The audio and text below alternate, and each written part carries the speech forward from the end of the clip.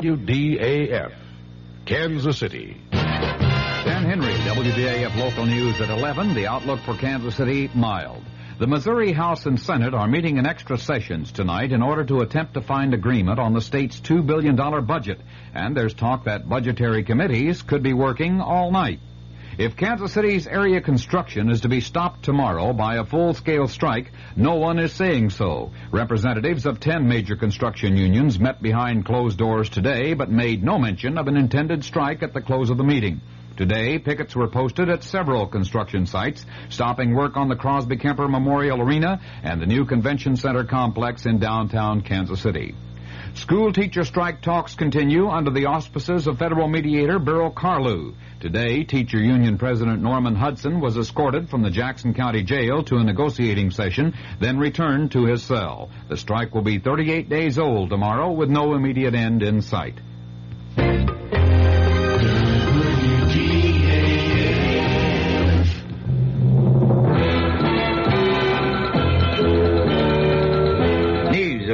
On the hour from American Information Radio. This is Merrill Muller in Los Angeles, and at this hour, the Miami Herald Tuesday edition reports that President Nixon will risk impeachment and refuse to meet the House Judiciary Committee subpoena for 42 tapes and documents. The Miami Herald quotes an unnamed Republican source as saying the president is ignoring the advice of Republican leaders because he's confident of winning a Senate trial. The deadline on the committee's subpoena is Thursday. Meantime, the committee has sent a new message to the White House asking for other information. Chairman Peter Rodino told us in Washington there's even more to come. I can say that it's not unlikely that requests will be going out. I instructed our counsel to specify what those requests are, and those requests would cover the areas that are within the general scope of our inquiry.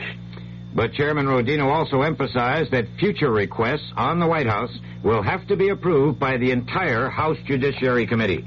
Democratic governors and congressmen talk of tax cuts. That story coming up.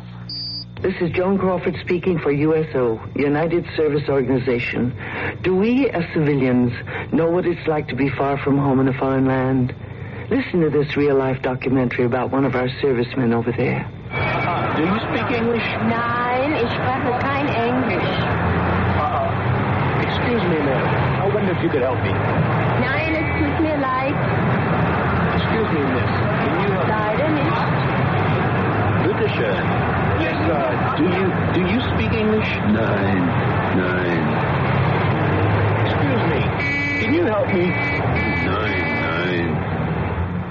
Excuse me. Can anybody help me? Hi, we sure can. This is the USO. We have all kinds of help. That's why I support USO, and you should too. USO makes a man feel closer to home while he's serving his country for you.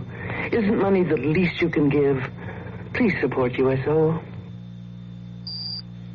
15 Democratic governors meeting in Chicago have urged Congress to write a tax relief plan for low- and middle-income families, despite any objections by the administration. Correspondent Bob Clark has more on the talk of tax cuts in Washington. It may just be spring fever, but sentiment for cutting taxes was bursting out all over on Capitol Hill today. During their Easter vacation, many members of Congress found the folks at home on the brink of rebellion over the combination of high taxes and runaway inflation. With the growing fear of recession adding to the gloomy economic picture, there's a sudden groundswell of support in Congress for tax relief to stimulate the economy. The Senate's Democratic leader, Mike Mansfield, says he's all for it. A proposal by Democratic Senators Mondale and Kennedy to raise the personal exemption and thus reduce everybody's income taxes is drawing sudden support from other members of Congress, including some key Republicans. Bob Clark, ABC News, Washington. Veterans Administrator Donald Johnson has announced he will submit his resignation in the near future. Congressional leaders said after a White House meeting today, Johnson had already lost some authority in a department reorganization. American Telephone and Telegraph Board Chairman John DeButz has revealed in Atlanta that AT&T is seeking a 20-cent rate for paid telephones and a 10-cent charge for information in all states where it has not yet been approved. Indonesia's Minister of Communications has announced some survivors have been found at the site of a Pan American Airlines crash on the island of Bali. No numbers are announced. the plane reportedly fell with 107 persons aboard on its landing approach to Bali on Flight 812 from Hong Kong to Australia. Postal service to Canada has been halted at the request of the Ottawa government because of the strike by Canadian postal workers. This is Information Radio News. Senator Henry Jackson, in a New York speech, has urged the Nixon administration to seek a new agreement with the Soviet Union, sharply reducing nuclear missiles. Senator Jackson charged that U.S. security is endangered by administration efforts to reach what he called a cosmetic arms agreement this June. The head of the Petroleum Exporters Association has announced at the United Nations that oil prices will remain fairly stable until October, and then if inflation is worse, oil prices will go up again. From the Kurt Murs Sports Desk, the Kansas City Royals lost to the Boston Red Sox 4-1 tonight. They'll try again tomorrow. The St. Louis Cardinals were idle today. They'll host Houston tomorrow. The Milwaukee Bucks play Chicago, and the Bucks leading the best-of-7 series 3-1. And the Kansas City Omaha Kings forward Ron Behagen has been named to the NBA All-Rookie team for 1974. The Kansas City outlook fair and cool tonight with a low around 45, then mostly fair and warmer tomorrow with a high in the middle to upper 70s. Dan Henry, WDAF News. The CBS Radio Mystery Theater presents...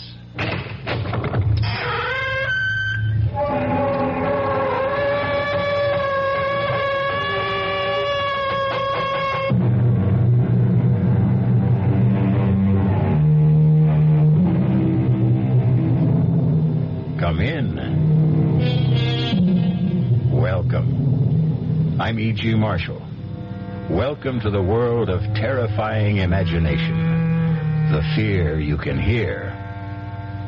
Somebody said it, I believe, or if he didn't, he should have. The world is neither good nor bad. 'Tis wishing makes it so. Our story is about a fey, elfin young woman who made her own world and who had a disturbing and fateful capacity to make her dreams come true. Not always in exactly the fashion or the dimension she wished for. I'm warning you, you stop hanging on to me, Marge. I got to, Tom. You just can't do it to us anymore. Just lay off of me. Tom, you can't do this again. And I got the lot tonight. I can feel it all going for me. The way you always feel. Please. Marge, let go. You want to put the whammy on me? I said... Tom, you... Let go. Marge, I didn't mean to push. Oh, Lord.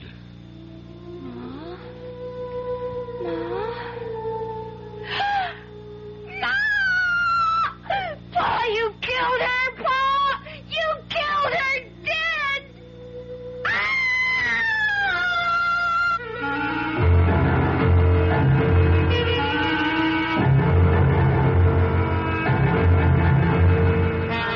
Our mystery drama, The Wishing Stone, was written especially for the Mystery Theater by Ian Martin and stars Clarice Blackburn and William Prince. It is sponsored in part by the Kellogg Company, makers of Kellogg's Special K cereal, and by new sugar-free Diet 7-Up. I'll be back shortly with Act 1. Hello, Ms. Goldilocks here, and welcome to my professional taste testing laboratory. Oh, Papa Bear, could you bring that case of sugar-free Diet 7-Up over here? Another case? Miss Goldilocks, you're drinking this sugar-free Diet 7-Up like there's no tomorrow. You can't still be taste testing it. Oh, no, Papa Bear. Sugar-free Diet 7-Up has already earned my seal of approval. It's fresh, light, natural, delicious. I drink it because I love its taste. Now hurry up. Okay, here. This sugar-free Diet 7-Up really tastes delicious.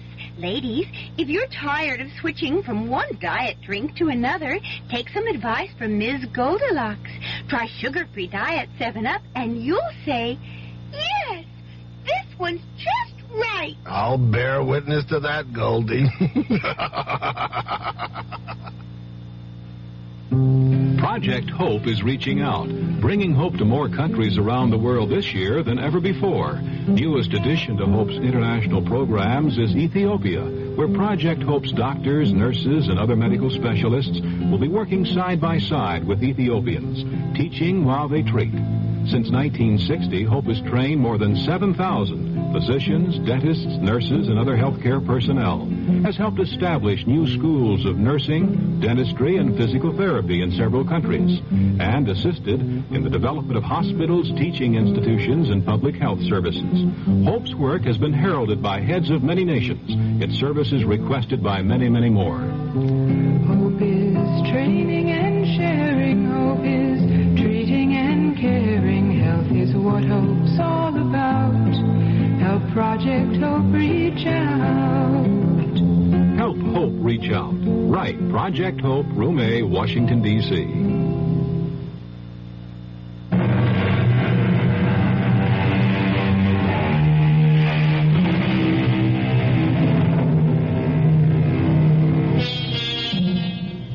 We are such stuff as dreams are made on, and our little life is rounded with a sleep.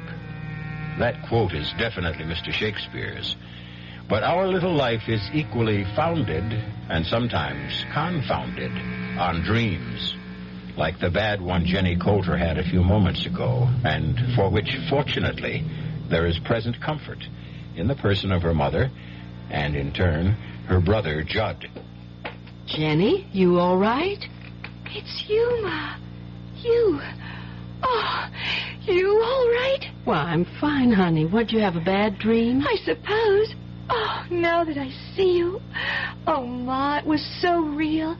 I saw you lying there at the bottom of the stairs, and your head, oh, it was turned to the side like... Well, now, don't let it upset you. Here I am, right as rain, and it was only a dream. But it was just like I saw it happen. He pulled his arm away from you while you were hanging on, and you went tumbling down. He? Who's he? I don't want to talk about it. Oh, was it your father? Yes. Who else would it be? Judd, what are you doing up? I heard Jenny Lou cry out. Oh, it was just a bad dream is all. You okay, sis? I'm just fine now. You go on back to bed now, son. What did you dream the old man did to Ma, Jenny? Ma was trying to stop him from going out gambling again, and he sort of pushed her off him and she tumbled all the way downstairs. Now, that's enough fussing about nothing now. You get back to bed, Judd. Okay. Good night, Jenny. Good night, Judd. You want I should close the door, Ma? No, I'm coming back to bed myself right away. You're not scared no more, are you, honey? No. As long as I know you and Judd are close by. But I sure was scared. No, my baby, you're just so sensitive. Everything touches you close like a little old butterfly sitting on a leaf with your feelers reaching out all a-tremble. I like being butterfly. That's a pretty sort of thing to think on. So you just keep thinking on it and hustle yourself back to sleep. Good night, Jenny. Good night, Ma. I love you. And I love you. Sleep tight. Ma? Sakes alive, Judd. You like to startle me out of my wits. Come away from Jenny's door. I thought I told you to go on back to bed. Was you and Pa having an argument again tonight? When? Well, right now, that she might have heard. Your father isn't even here. He went on out after you kids went to bed. Yeah, I bet he's over the stove is playing poker. Oh, Tom don't mean what he does. He's sick. Yeah, and so am I. I'm sick of him.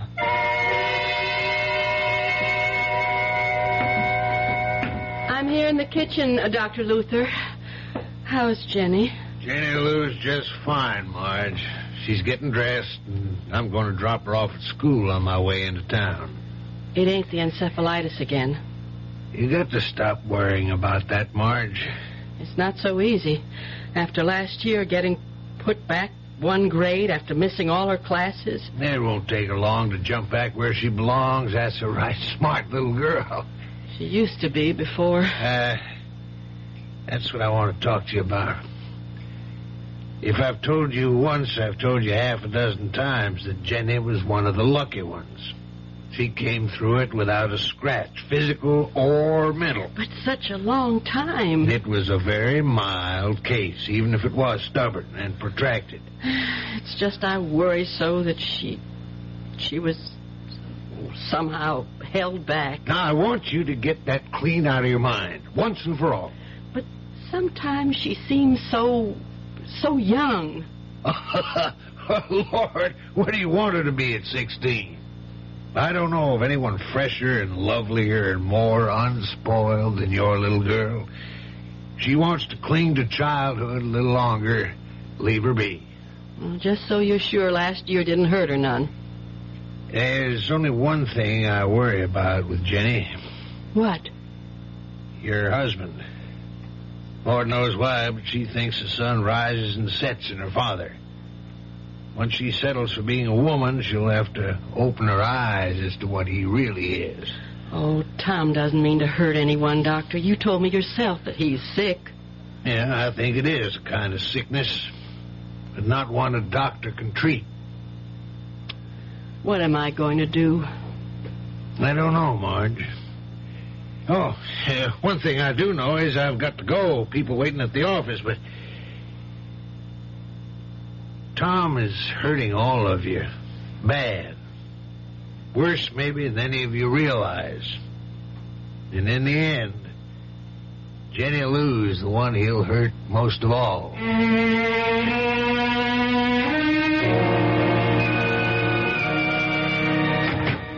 Judd, that you? Oh, yeah, Ma. Is Jenny with you? Well, no, Ma. Oh, where you been? Baseball practice. Well, why'd you think Jenny was with me? 'Cause she didn't come home after school. Judd, it isn't like her to just take off. You don't suppose she... Well, she what, Ma? That dream shook her up. And Tom and me had another bad set-to this morning. She wouldn't run away. Jenny? From us? No way. Well, she was sort of strange when she left this morning with Dr. Luther. Kind of, I don't know, excited as if she had some secret plan. You know how she gets. Secret? Yeah. I bet I know where she is. Where? Well, I can't tell you. I mean, it's her own secret place. Well, the only reason I know about it is I was out rabbit hunting one day and I stumbled across it. She goes there to bird watch and, well, just to be alone, I guess. Now, she made me promise I'd never tell just where. I'll bring her home.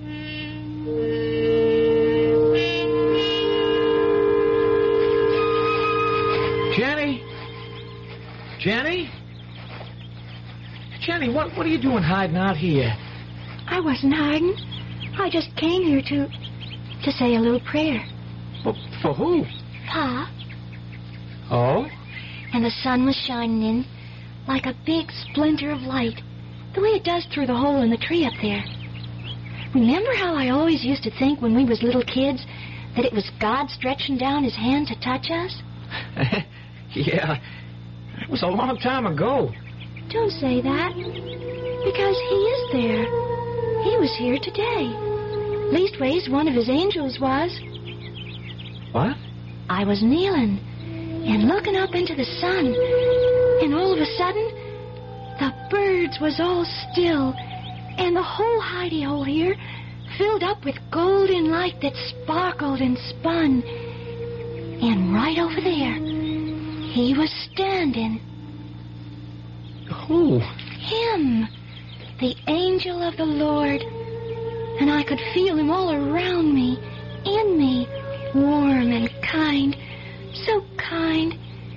And then he touched my hand and smiled and just faded away. And then I looked in my hand and I saw it. Oh, wait, I didn't lose it. Oh, no, here. This is what I found in my hand. Well, let's see. Well, what is it? It's a conjure stone, all gold and shiny. A stone I can wish on. The angel said that? He didn't have to. I heard the words inside me. You can wish on this, Jenny. You can have anything you want in the whole wide world. You just don't believe this is a wishing stone, Ma, do you? Jenny, right to the moment, I just got to say I'm so fussed and fumed about dinner being ready and you kids not, and your father ain't home, I can't hardly think straight about... Oh, Lordy, if my biscuits have risen, we're just going to have to sit and eat without Tom. Jenny, don't bother Ma right now. I just want to try my wishing stone. Wish something nice for her. Well, let's just hold up for a better time. I could wish Pa to hurry home, so we wouldn't have to wait. I don't want to wait none at all. I got a math test tomorrow. I just got to pass or I don't make the ball team, and I need every minute to study. Except who am I kidding? If I stayed up all night, I wouldn't be ready for tomorrow. If you had a few more days, could you make it? Well, even just one, I'd stand a chance. Okay, here goes. No, hold up a minute. Too late. Shh. I just wished there'd be no school tomorrow. No school tomorrow? What nonsense is that? Jenny, go bring them biscuits. Judd, you sit down. Ain't we going to wait for Pa? We ain't waiting for nothing, not even wishes to come true. We're going to eat our dinner before it spoils. Yes, Ma. I'll get the biscuits. You didn't have to be so rough on her, Ma. Play her game. I know, Judd. It's just I have no sense of humor left, or fun. The way it is with us, if we had a wishing stone, we could use it for a lot better things than no school tomorrow. Ain't that crazy? The two of you have had me half believing there is a power in that stone.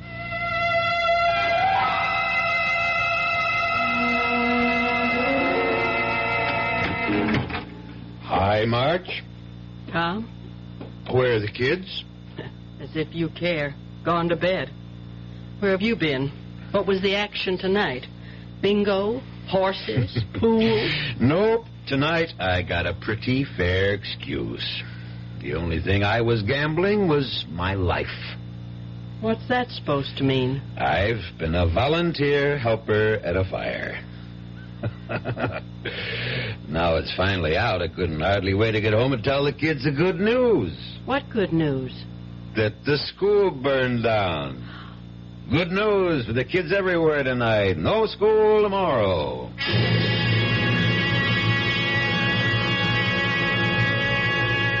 Is there any other catastrophe in the world that carries with it an equal amount of joy than a school burning down? But this time, is it chance or is some supernatural force, sinister or benign, at play? We're going to find out that this simple phenomenon, or happenstance, is a great deal more than sheer coincidence when we return in a few moments with Act 2. Some research experts say you can't taste the difference between beers. Well, if they're right, then Anheuser-Busch wastes a barrel of time Beechwood aging Budweiser. Only they don't think so. Brewing beer right does make a difference. And they're betting a bundle that you can taste the difference in Bud. When it comes to brewing Budweiser, the Anheuser-Busch choice is to go all the way, because they still care about quality.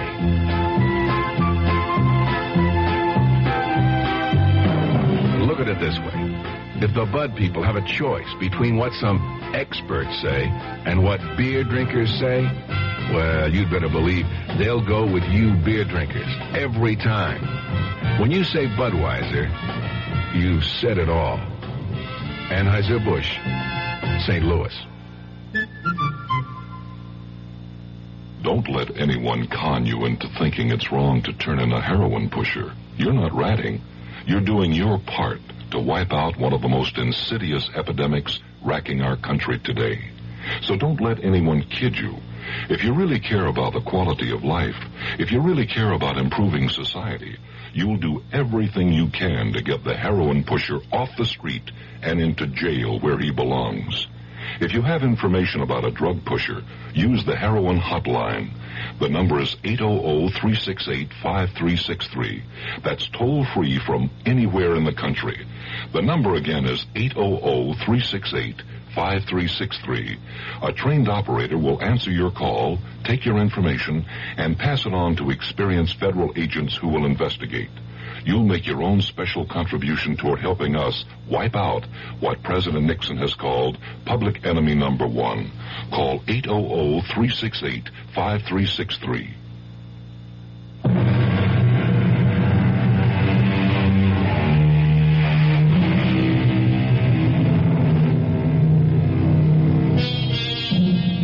So Jenny Lou, our 16-year-old who is determined to cling to childhood and all its happiest dreams, has made her first wish upon the conjure stone, the magic piece of shiny gold that came to her, she believes, at the hand of an angel. A wish that came true. Well, this one was a harmless enough request, although the manner of its granting has been destructive enough, if indeed it was actually granted. If this is a wishing stone, it is potentially as dangerous as a nuclear bomb. Did you say the school burned down, Pa? It sure as Tucker did, Judd. Ain't that good news, Jenny? I reckon. I guess I didn't mean to do it that way. You didn't mean to do what? To burn it down. I just didn't want it to be. That's all I wished on. Hey, what was she talking about, Marge? Oh, it's just Jenny found out. Don't you tell him, Ma. Don't you tell me what? Oh, don't pay any mind to the young'un's nonsense. Just tell us about the schoolhouse and what happened. Well, sir, I just about finished trimming up Mayor Sackett's hedge, and I just started to get all my tools together to put back in the pickup when the fire horn went off. I heard that old horn go just a couple of minutes after. Hush up, Yeah, I run straight over to the firehouse, being that close, and we took off. By the time we got there, she was past all saving. And it's funny, you come to think of it, a brick building like that you wouldn't figure turn into a regular torch. Well, how'd the fire start, Pa? Yeah, you wouldn't believe this. And neither does nobody else credit it. But according to old Sam Wallace, all of a sudden, a flaming arrow comes straight out of the sky and cut right through the brick walls and everything and hit the oil tank and blew her wide open. That drunken old no-good, some custodian. I'll bet he was drinking and dropped one of those foul old stogies he smokes into all that rubbish he's too lazy to clean out of the cellar. Yeah, it could be. It's what most everyone thinks. Still... Still what? It's hard to tell someone who wasn't there. But damn if the way he told that story did make you stop at least once to think on it. What do you mean? Well, it's the first time I ever seen that old booze hound with his eyes put together like he really was seeing what he talked about. Anyways, we talked enough. Hey, something to eat around here. I got it warming. I'll serve it right away. Pa? Yes, sugar. That flaming lightning bolt, you said. How long before the fire horn sounded did it come? Oh, well, according to Sam's story, he lit out next door to the gas station and called the fire department. It couldn't have been more than a couple of minutes. See, Judd? It did so work. Okay, if you want to believe it. What are you kids talking about? Well, forget it, Pa. Just kid talk. Oh, I'm too old to share. Oh, no. If you want to. Oh, sure I do. Well, Pa, it's just for no mind. Jenny and me's got to be getting to bed. With no school to worry about tomorrow? If there's no school, there's plenty of chores they can catch up on in the morning. Scoot now, both of you. I'm serving your Pa dinner. Good night, Pa. Let's go, Jen. But I wanted to You tell... get on upstairs. It's past your bedtime. Yes, Ma. Good night, Pa. Good night, kids. Did you have to chase them off to bed? Little enough chance I get to see them. It's little enough chance you make to see them. Oh, lay off, will you, Marge? I'm not even laying on. If you stuck a little closer to home than to the other woman, maybe you'd know what goes on around your own house. Now, what other woman? Now, dang I'm it. talking about Lady Luck, or whatever name you want to call her. My rival. Oh, Lady Luck. Whatever makes you gamble, Tom, one way or another, it's going to be the end of us. You ever going to see that before it's too late?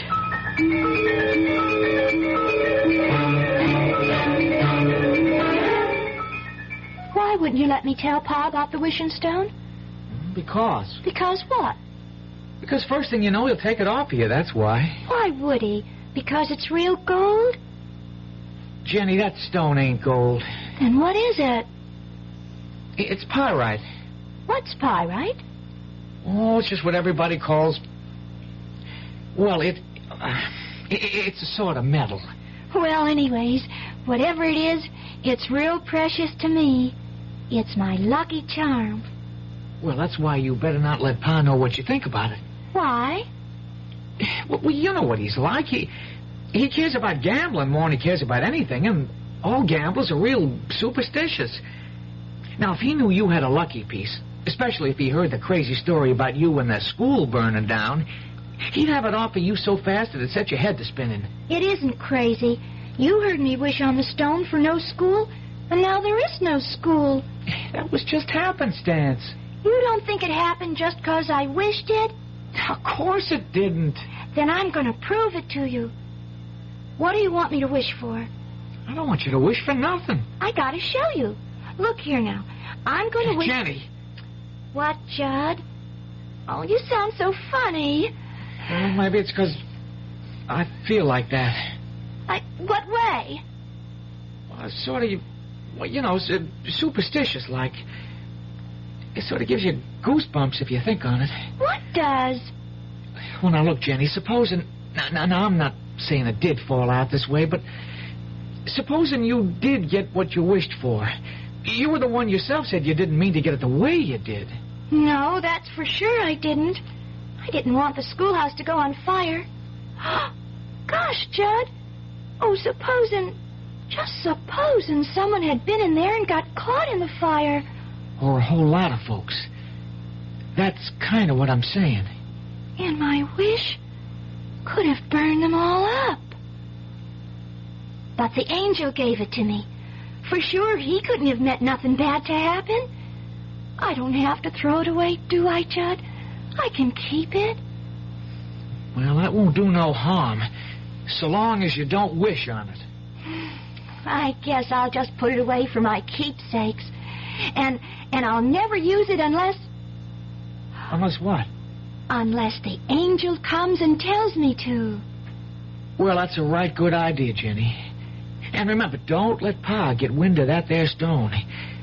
There wouldn't nothing hold him back from using it, even if he didn't believe in it.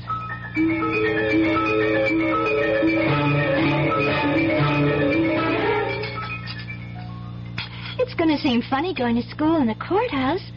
You think with only a Friday left in the week they'd wait until Monday to start up again. I'm glad they did.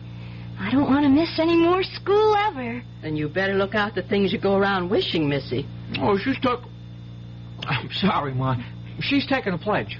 What does that mean? I'm not going to wish on the stone anymore, 'cause the wish you get might turn out bad for other folks. I think that's a very good pledge. Yes, only... Only what? I'll have to whisper. Well, don't mind me. I'm all finished. I got to get my books from upstairs. What's this you had to whisper?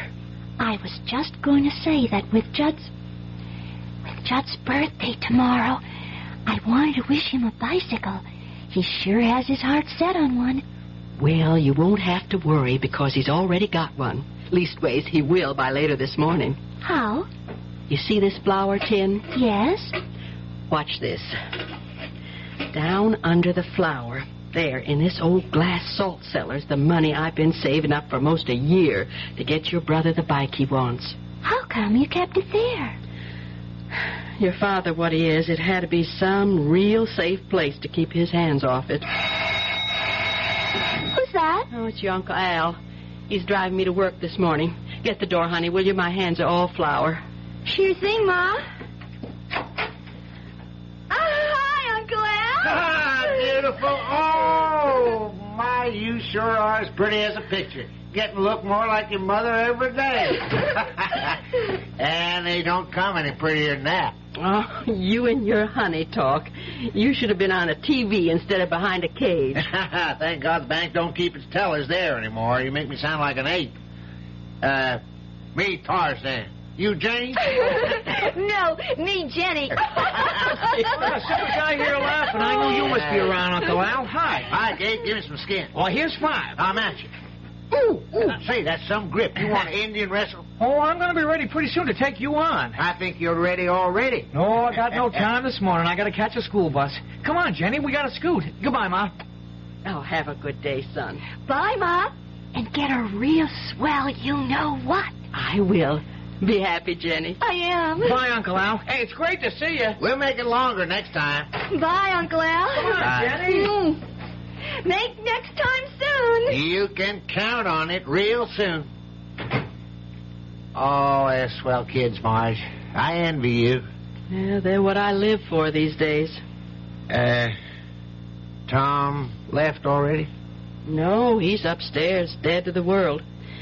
He rolled in this morning around 3, smelling like a brewery. That brother of mine, I'd like to knock his head off. The way he'll be feeling time he gets up this morning, you won't have to. It'll fall off all by itself. I got to talk some business to him. Like what? I don't want to get you involved in it, Marge. Well, if it's about money, I will be anyway. It is about money. And there's no use asking him. I went through his pockets last night, and he doesn't have 1 red cent. But he's got to. What for, Al? Jim Kenny called me at home late last night. The insurance agent? Yeah. Last payment on Tom's life insurance hasn't been made, and tomorrow's the last day of the grace period. But I gave him the money for that a month ago. You gave him the money?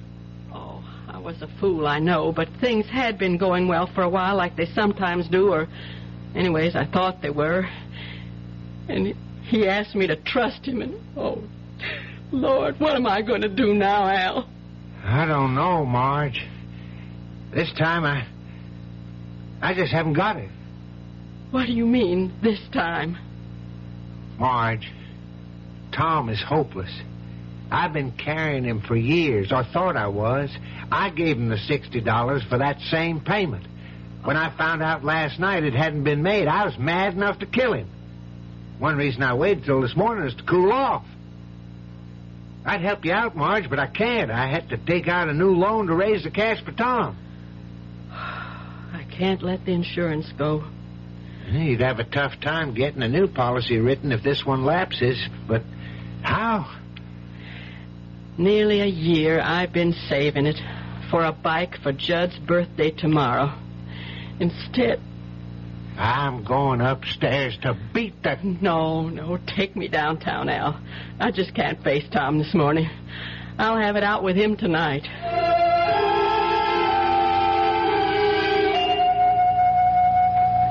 After what you made me have to do today, how could you steal money out of my purse and leave to go gambling again? All I want to do is run it up till it's enough to pay you back. You're sick.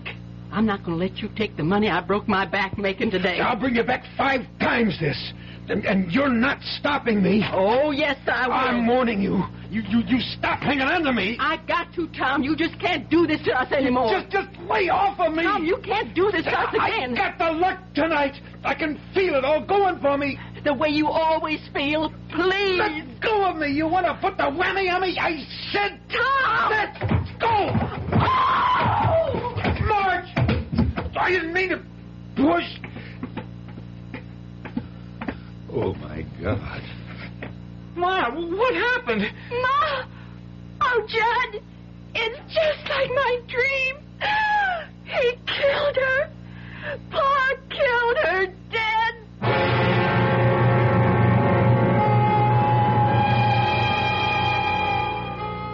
The terror of addiction.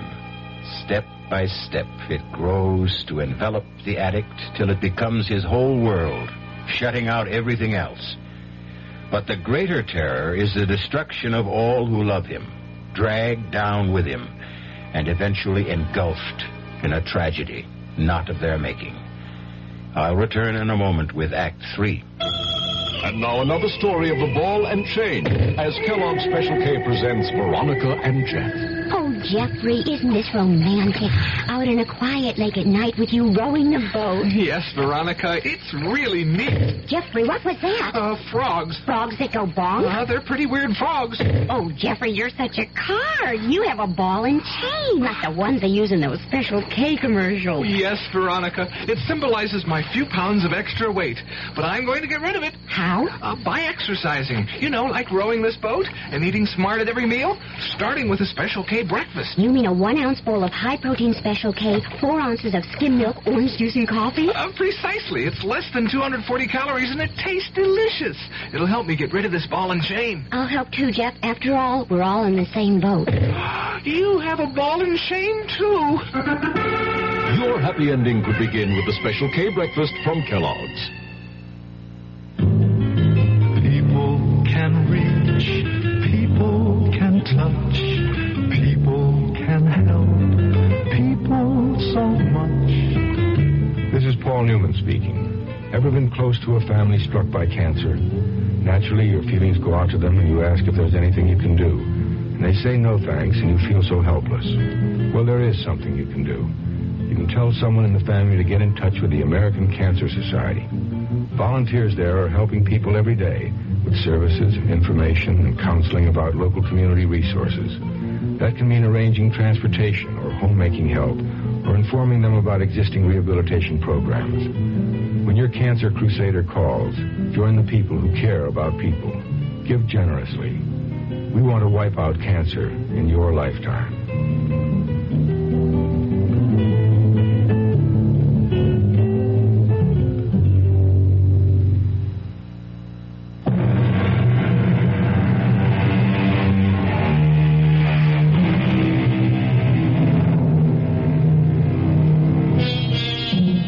An endless moment in time. A few dreadful seconds ticked away, with every heart crying out to take them back again, to make this just a bad dream and not reality. 3 people frozen in horror. The 4th sprawled at the bottom of the stairs, her neck bent at an impossible angle, frozen in, what, unconsciousness or death? Now, at last, the man brings himself to move. Marge. Don't you touch your pa, I'll kill you dead. Oh, son. I'm not your son, I'm your enemy. Jenny, call the police. Emergency. We got to get him out of the hospital fast.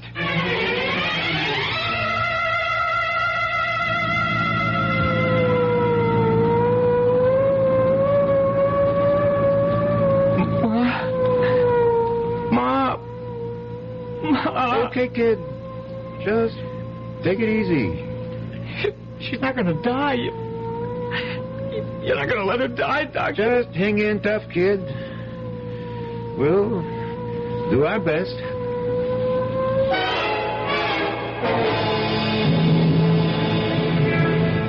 I should have gone with the ambulance. You're sticking right with me, brother. We see how your wife makes out. No. Look, officer, you don't think she's... Well, for the sake of your own skin, you better hope she isn't. But it was an accident. Well, the way that boy of yours reacted looked like he wasn't so sure. Now, we got to get moving. What happened to your daughter? Huh? Oh, Jenny, she went back to get something. Where are you taking us? The hospital. First, anyways. Now, here she comes. Come on, shake a leg, kiddo. I had to get something very important. Okay. Hop in the front with my buddy, Officer Franks.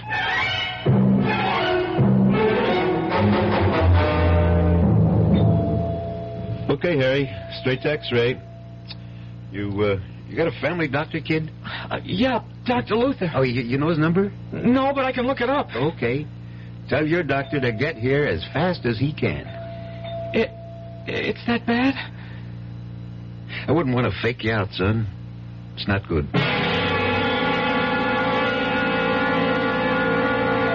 And I phoned Dr. Luther. He's on his way here. Is Ma going to die, Judd? I don't know. I'm scared, real scared. So am I. Judd? What? I'm going to break my pledge. You forgive me? What pledge? I brought the wishing stone. I'm going to wish on it. I'm going to wish that Ma's going to be all right, just like it never happened. If you want to, Jenny, go ahead. Can't do no harm. Oh, it can't do no harm. For me to use my wishing stone? Your what? Shh, quiet. I'm wishing right now.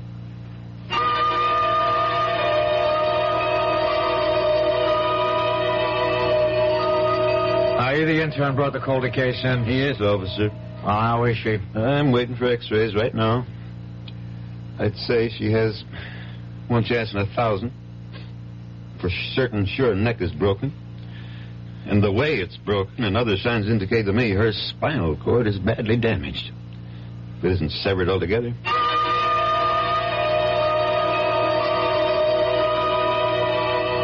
I just can't understand it, Dr. Luther. When I brought Mrs. Calder in, I'd have sworn she was in deep coma. I was sure her neck was broken, spinal cord severed. There's no indication of that from my examination of her. Not the slightest in these x-rays. I know, but not in this second set. Was there a first? Yes. And that's the funny thing. When we developed them, everyone was fogged. And we don't know why. Well, these are perfectly clear. So is my patient's condition. I see no reason why she shouldn't go home. Cheer up, son. All interns make mistakes. I made a few buttes in my time. And I'll say this for you. If you have to make one, make it on the gloomy side. They're the ones that don't hurt anyone or anything. Except maybe your pride. But I can't understand it. That cop said it flat out that Marge was a goner. Well, maybe he was just trying to put the fear of God into you. Well, if he was, he sure succeeded. If it'll do any good. You think I made a stone, Judd? You think I don't blame myself for what might have happened? You think I wasn't ready to kill myself if anything happened to Marge? I don't know, Pa. Pa wasn't trying to hurt Ma, Judd. It was an accident. An accident that wouldn't have happened if... Well, Pa wasn't sick with gambling fever. Well, I've learned my lesson this time. I'll never gamble again. Oh, Pa. Oh, that makes me so happy. I'm glad, honey. And it means I won't have to use the stone again. Mm-hmm. I can save up what's maybe the last wish for something special for all of us, instead of having to use it to stop you from gambling. What stone? A wishing stone. The one I used at the hospital to wish Ma well again. Oh, that's right. I forgot. Listen, Duchess. Let me see that stone. Don't show it to him. Why not? I don't know. It's just a sort of hunch that... Wait a minute. Here comes the doctor. How's Marge, Dr. Luther? She's fine, more's the wonder. Oh, a few scrapes and a bruise or two and a lump on the head. Nothing a good night's rest won't take care of. Thank God. You should. It's a miracle she didn't break her neck in a fall like that. That intern at the hospital was sure she did. But she didn't. No, Judd, I told you she'll be as right as rain. Well, can I go up and see her now? Yeah. She was asking for you. And the kids. She wants to see you alone a moment first. I'll go right up. Just to put your mind at rest, or maybe more hers, she doesn't want to prefer any charges against you. So you can tell her my report to the police will call it just an accident. She slipped and fell. I'll tell her, Doc. You got off mighty lucky this time, Tom. You better not tempt fate again. Well, I won't.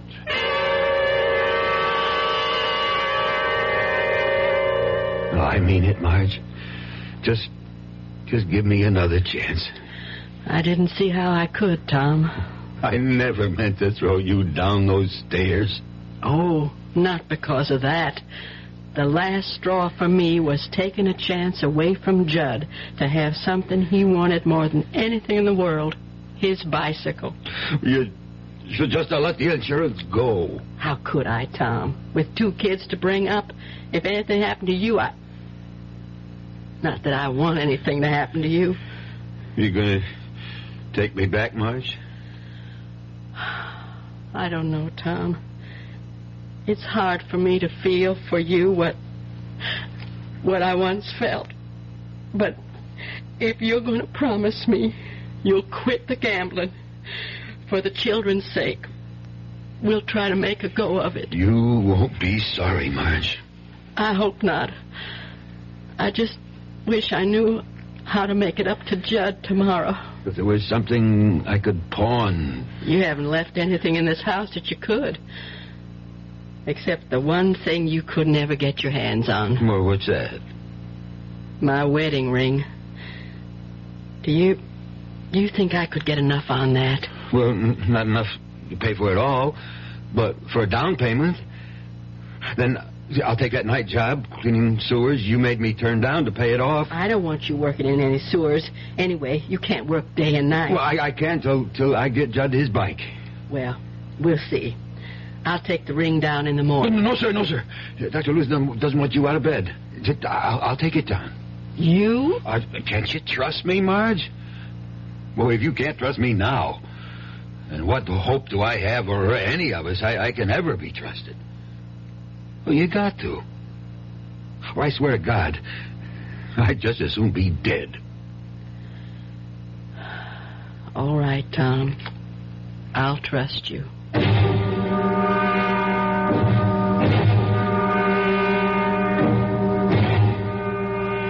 Did what? You ran out of the money? Look, Benny, you got to do an old customer a favor, huh? You got to cover me for the 5th. Headlonger. Now, Benny, you gotta. That 15 I laid out on the 1st was money I got for pawning my wife's wedding ring. I got to get it back, and I got a hot tip. The headlonger's a sure. Benny, for God's sake. Look, just this once. Please. Benny.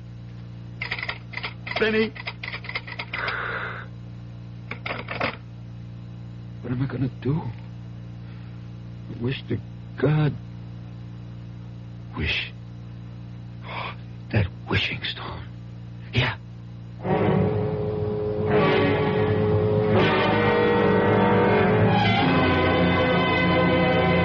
Where's Jenny, Judd? Oh, I left her down by the pond. We were skipping stones. I just came up to see how you were feeling. Fine. I'm going to get up.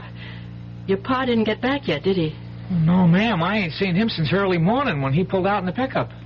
Well, you go on back down and keep Jenny company. I'm going to make me a cake so we can have a real birthday celebration. Oh, it's all right, Ma. I don't need a cake. You're going to get a lot more than you bargained for. Now, go on. I don't like Jenny down by that pond alone. You know she can't swim.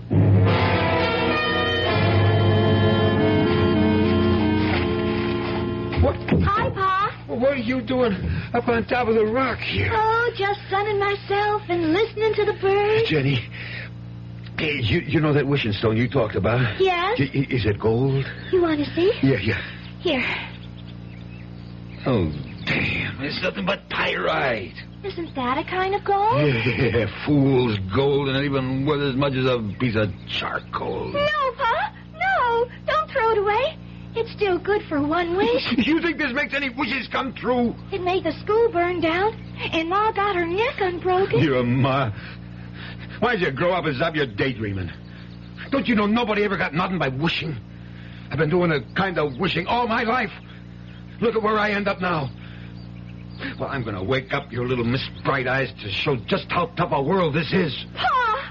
Please don't get mad. If this was a wishing stone, well, nobody ever needed it more than me right this moment. So look at this. I'm going to make a wish. I need money. I need it bad. So I'm going to wish that old Nick himself comes climbing up out of the middle of this pond with a sack of gold on his back for me. And I ain't going to be greedy. And I ain't going to ask for much. Just say like a 10, no, make it $20,000. Okay. Now, I'll rub the stone, and I wish. You see? It ain't no wishing stone. It don't make dreams come true. It's a nothing. Oh, Jenny, help me!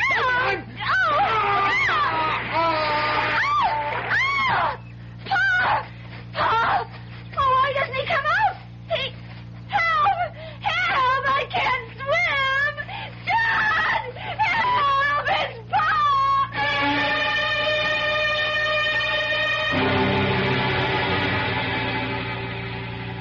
I don't know how I'm going to tell the kids, Al.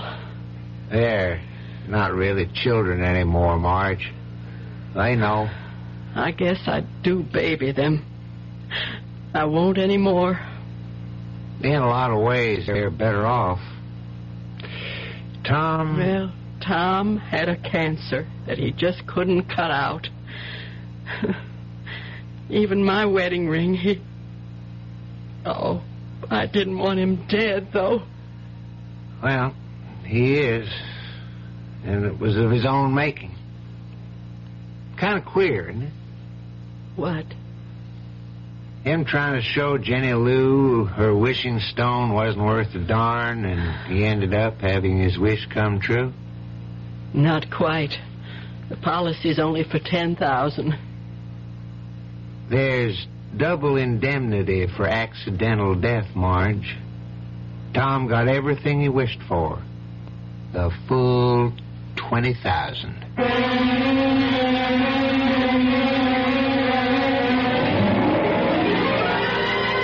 3 wishes, and they all came true. Whether by some supernatural force or sheer coincidence, it doesn't really matter. For in the end, everyone was better off except the one who didn't deserve to be. This was the gambler's last plunge, one he should never have taken with the odds so stacked against him. Like Jenny, Tom Coulter had never learned to swim either. I'll be back shortly. Hey, we're the Action Corps. See, we contribute more. T's for the teamwork of our crew. Aye, our ideals are high. Oh, oughtn't you apply? Means it's now that we need you. A-C-P. We could go on all day. Oh. Here's why volunteers are needed right away. Action is VISTA, the Peace Corps, RSVP, SCORE, and other volunteer programs that are helping people to help themselves. If you're trained in a skill or just have a little love to share, Action needs you. Yeah, baby. Action really needs you. Don't crawl under a rock. Get into action. Oh, yeah. This is a public service of this station and the Advertising Council.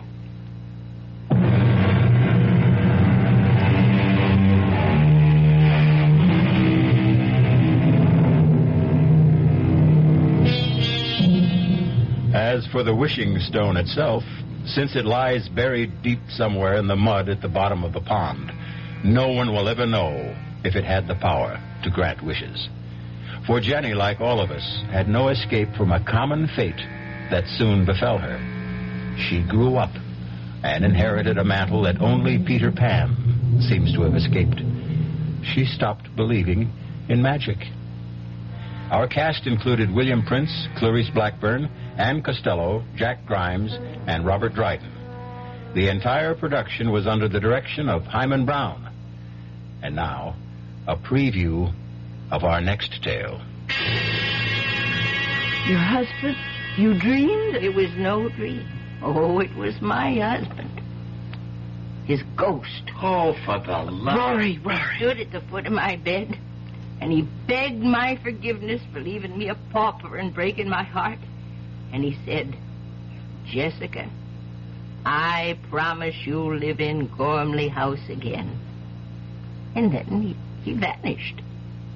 The very next night, the Putnams crashed through the bridge over Gormley Gorge. Well, accidents do happen. It was no accident. No, the real estate man didn't tell you the whole story. Mrs. Putnam lived long enough to tell just what had happened. The Putnams didn't go off the bridge by accident. They were driven off it. Forced to swerve off it by an oncoming car. A car driven by a skeleton. Radio Mystery Theater was sponsored in part by Anheuser-Busch Incorporated, brewers of Budweiser. This is E.G. Marshall inviting you to return to our Mystery Theater for another adventure in the macabre. Until next time, pleasant dreams.